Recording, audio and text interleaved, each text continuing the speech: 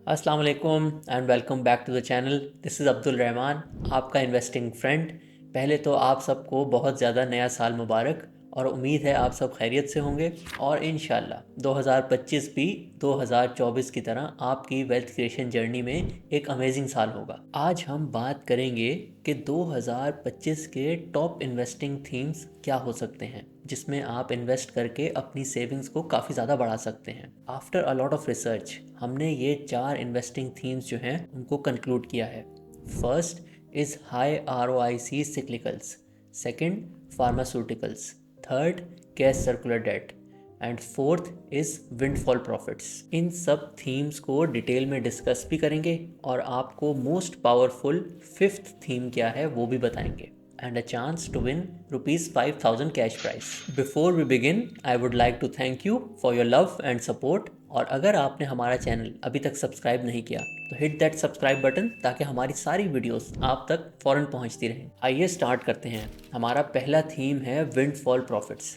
इसमें वो सारी कंपनीज आ जाती हैं जो कि किसी रेगुलेटरी इशू की वजह से या किसी अनफेयर एडवांटेज की वजह से विंडफॉल प्रॉफिट्स कमा रही होती हैं अपनी इंडस्ट्री में। जैसे कि आजकल मारी फील्ड पे बेस्ड जो फर्टिलाइज़र प्लांट्स हैं उनकी प्रॉफिटेबिलिटी इंडस्ट्री से काफ़ी ज़्यादा है। सिमिलरली जो नॉन पंजाब बेस्ड KPK के सीमेंट प्लांट्स हैं उनकी भी प्रॉफिटेबिलिटी काफ़ी ज़्यादा है। इसकी एक और एग्जांपल ये भी है जो कि पहले ज़्यादा प्रोमिनेंट होती थी कि इस्लामिक बैंक्स पे MDR अप्लाई नहीं होता था और ये विंडफॉल प्रॉफिट्स इन कंपनीज ने ऑलमोस्ट 10 साल एंजॉय किए। काफ़ी ज़्यादा लोग सोचते हैं कि ऐसी कंपनीज में इन्वेस्ट नहीं करना चाहिए क्योंकि इन पे हमेशा एक तलवार लटक रही होती है और कभी भी कोई बैड डिसीजन आ गया तो इस कंपनी में हमें लॉस भी हो सकता है। बट वो ये नहीं समझते कि जितनी देर ये अनफेयर एडवांटेज रहता है कंपनी एक मल्टी बैगर कंपनी बन जाती है और इतने ज़्यादा रिटर्न्स दे जाती है कि अगर बाद में एक दो लोअर लॉक्स लग भी जाएं तब भी आप बहुत ज़्यादा प्रॉफिट्स के साथ एग्जिट करते हैं। जैसे कि आपने रिसेंटली देखा होगा कि FFC का शेयर ऑलमोस्ट 3 टाइम्स हो गया है। अब अगर उस पर एक दो लोअर लॉक्स लग भी जाएं तब भी आप 150% प्रॉफिट के साथ एग्जिट करेंगे। इसकी एक past example from the same industry is GIDC। 2013 और 14 में GIDC अप्लाई हुआ और क्योंकि उस वक्त एग्रो फर्टिलाइज़र के पास फिक्स्ड प्राइस के कॉन्ट्रैक्ट्स थे तो उनको इस चीज़ से बहुत ज़्यादा फ़ायदा हुआ और ये अनोमली 2020 में जाके ख़त्म हुई और उन 7 सालों में एग्रो फर्टिलाइज़र ने खूब विंडफॉल प्रॉफिट्स कमाए। Same is the case with Meezan bank. जब 2012 या 13 में कन्वेंशनल बैंक्स पे MDR अप्लाई हुआ तो पिछले 10-12 सालों में कन्वेंशनल बैंक्स की शेयर प्राइस इंक्रीज़ कोई बहुत ज़्यादा नहीं है।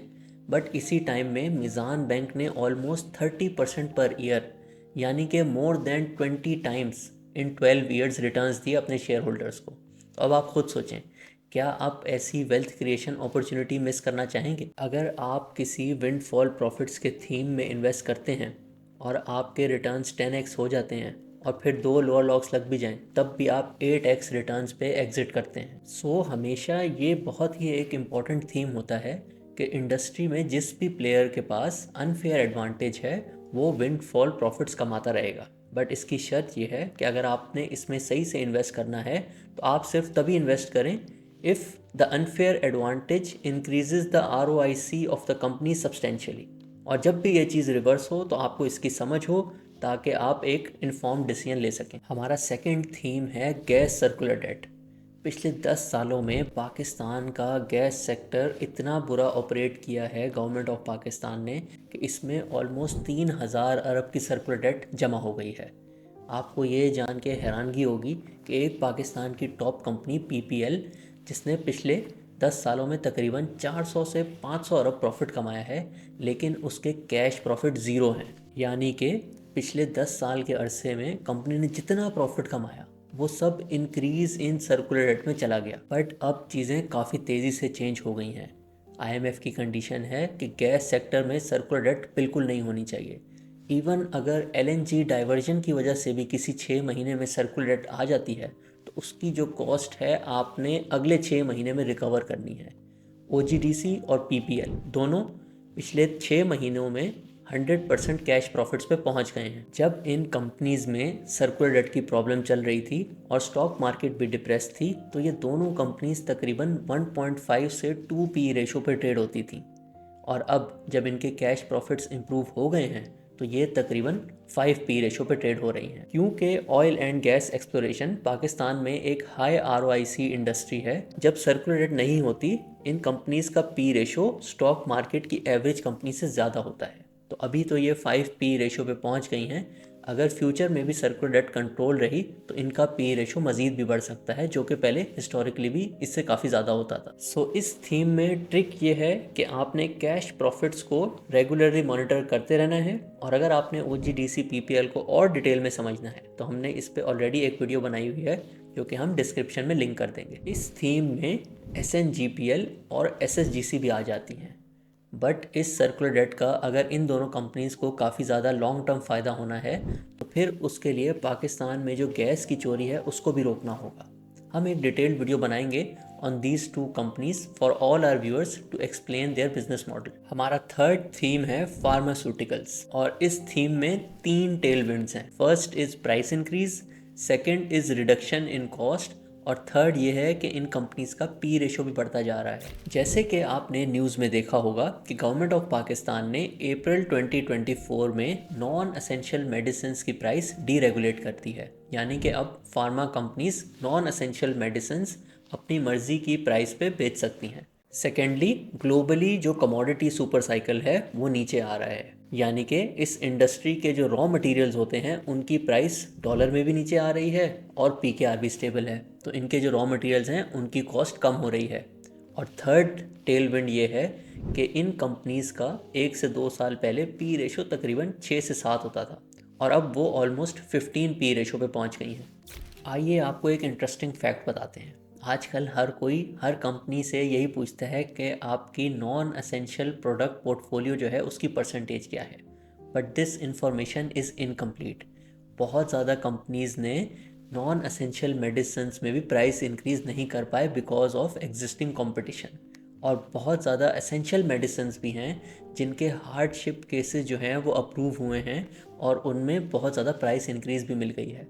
So the important thing is pricing power and not the percentage of non-essentials in your product portfolio. जितना strong आपका ब्रांड होगा उतनी ज़्यादा आप प्राइस इंक्रीज़ कर सकते हैं। इसीलिए इस सेक्टर में ट्रिक ये है कि आप मेडिसिन प्राइसेस को ट्रैक करें। आज के गिव अवे का क्वेश्चन भी प्राइसिंग पावर से रिलेटेड है। तो आइए अपने फोर्थ थीम से पहले लास्ट वीडियो के विनर को रिवील करते हैं। लास्ट वीडियो में हमने आपसे पूछा था कि आपके ख्याल में 2025 में बेस्ट एसेट क्लास कौन सी होगी। आप अपनी स्क्रीन पे देख सकते हैं कि कैसे मुजादिद अब्बास ने हर एसेट क्लास से रिलेटेड जो आउटलुक है 2025 की उस पर अच्छी कमेंट्री की। And now our team will reach out to you for the cash prize. हमारा फोर्थ थीम है हाई ROIC सिक्लिकल्स। सिक्लिकल्स वो कंपनीज होती हैं जो कि इंटरेस्ट रेट कम होने से उनकी सेल बढ़ जाती है, जैसे कि cars, bikes, cements, glass, steel. Interest rate कम होने से 2 फ़ायदे होते हैं। एक ये होता है कि आपका प्रॉफिट पर बाइक या फिर प्रॉफिट पर प्रोडक्ट जो है वो भी इंक्रीज़ हो जाता है because of the high demand, और दूसरा एक लोअर इंटरेस्ट रेट्स की वजह से आपकी कंपनी के प्रॉफिट्स पे एक हायर पी रेशो मिलने लग जाता है फॉर माइनॉरिटी शेयर होल्डर्स। हमारे हिसाब से इंस्टेड ऑफ ऐसी कंपनीज में इन्वेस्ट करना जो कि लॉस में चल रही हैं और अब इंटरेस्ट रेट कम होने की वजह से उनकी फाइनेंस कॉस्ट कम हो जाएगी तो वो शायद प्रॉफिट में आ जाएं, इंस्टेड आपको इन्वेस्ट करना चाहिए उन कंपनीज में जो कि सिक्लिकल हैं लेकिन उनके लास्ट 10 से 20 सालों के शेयर होल्डर रिटर्न्स भी बहुत अच्छे हैं, ताकि आपकी लॉन्ग टर्म वेल्थ क्रिएशन भी होती रहे और साथ ही साथ ये जो बूम साइकिल चल रहा है आप इससे भी फ़ायदा उठा लें। इस थीम में डिफरेंट इंडस्ट्रीज़ में डिफरेंट चीज़ आपको चेक करनी चाहिए। जैसे कि ऑटो सेक्टर में आपको देखना चाहिए कि जो गाड़ी की कंपनी है उसकी गाड़ी जो है अपनी कैटेगरी में नंबर 1 होनी चाहिए, तभी उसकी सेल होगी। सिमिलरली सीमेंट सेक्टर में आपके प्लांट की एफिशिएंसी कितनी है ये बहुत मैटर करता है, और ग्लास सेक्टर में आपको गैस किस प्राइस पे मिल रही है इसकी बहुत इंपॉर्टेंस है। जो थोड़े हमारे शार्प इन्वेस्टर्स होंगे उन्होंने ऑलरेडी एक चीज़ अपने माइंड में बिठा ली होगी कि एक कंपनी ज़रूरी नहीं है एक ही थीम में फॉल करे। ऐसा भी हो सकता है कि एक कंपनी हाई ROIC सिक्लिकल भी हो और उसमें विंडफॉल प्रॉफिट्स भी हों, जैसे कि आजकल जो चाइनीज़ ऑटोमोबाइल मैन्युफैक्चरर्स हैं, क्योंकि चाइना में गाड़ी की प्राइस सस्ती है तो एक तरह से वो विंडफॉल प्रॉफिट्स भी इंजॉय कर रहे हैं और साथ ही साथ वो हाई ROIC सिक्लिकल कैटेगरी में भी आ जाते हैं। सो ये भी आप नोट कर लें कि ज़रूरी नहीं है कि एक कंपनी स्ट्रिक्टली एक ही इन्वेस्टिंग थीम को फॉलो करेगी। आइए अब आपको हमारा fifth and most important investing theme बताते हैं, and that is invest in what you fully understand. At ARN Financial Advisors हमारे लिए invest in what you fully understand का मतलब ये है कि हम एक 3 स्टेप प्रोसेस फॉलो करते हैं हर कंपनी में इन्वेस्ट करने से पहले। फर्स्ट स्टेप ये है कि आप डिटेल में पूरा बिजनेस पढ़ें, उसके रॉ मटेरियल्स के बारे में पढ़ें, उसके प्रोडक्ट्स के बारे में पढ़ें, उसकी प्राइसिंग पावर के बारे में पढ़ें, उसका कैपेक्स कितना होता है प्लांट लगाने का उसके बारे में पढ़ें, और ये सब पढ़ के उसका एक ROIC कैलकुलेट करें। लॉन्ग टर्म में ROIC और शेयर प्राइस ग्रोथ काफ़ी सिमिलर होते हैं, क्योंकि जब आप एक बिज़नेस में इन्वेस्ट करते हैं तो जितनी वेल्थ क्रिएशन वो बिज़नेस करेगा उतनी ही वेल्थ क्रिएशन आपकी शेयर प्राइस में भी होगी। सो इसीलिए ये फर्स्ट स्टेप सबसे इंपॉर्टेंट है। सेकेंड स्टेप है वैल्यू रियलाइजेशन।